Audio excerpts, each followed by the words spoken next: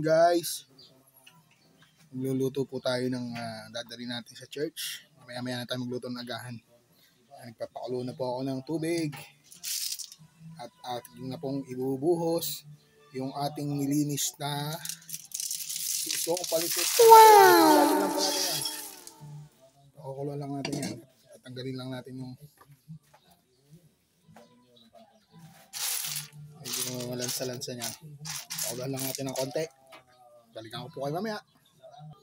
Ayan, kumukulo na po siya. Pwede na yan. Hanguin na natin sa kahirapan.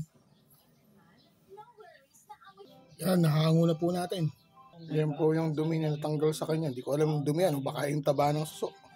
Ngayon, isa-isa naman natin tatanggalan ng puwit. Para kain na lang po ng kain mamaya. Sip-sip na lang ng sip-sip. Ayan. 95 500 505 511 po. Wow! Ang bilang ng suso na aking tinanggalan ng puwit. Hugasan po ulit natin. Matanggal yung mga nadurog na shell. Kaya papainita po tayo ng kawali. Lagyan na po natin ng mantika. Konti lang po. Kapag mainit na po, pagsabay-sabayin na natin. Yan. Bawang, luya, sibuyas. Palabasin po natin yung aroma niya. Sunod na po natin yung gata. 2 yug po yan. Pakukuluin lang po natin yan. Lagyan na po natin ng asin. Panchameter lang po yan. Lagyan po natin ng konting magic sarap para medyo may linamnam siya.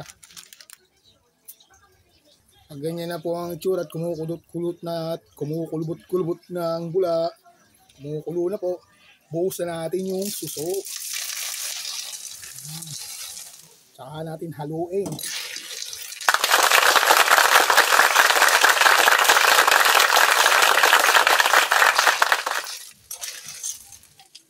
Kailangan po natin magmantika ng konti pa. Takpan po muna natin. Tayo tayo mga kahit 5 minutes. Po, after 5 minutes, kumukulo na yan. Hintayin pa natin matuyan ng konti. Luto na!